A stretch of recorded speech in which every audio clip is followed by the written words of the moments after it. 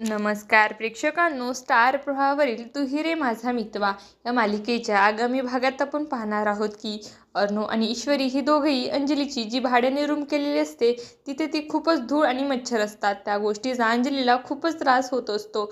त्यामुळे अर्णव आणि ईश्वरी दोघेही त्या रूमची साफसफाई करण्यासाठी तिथे आलेले असतात.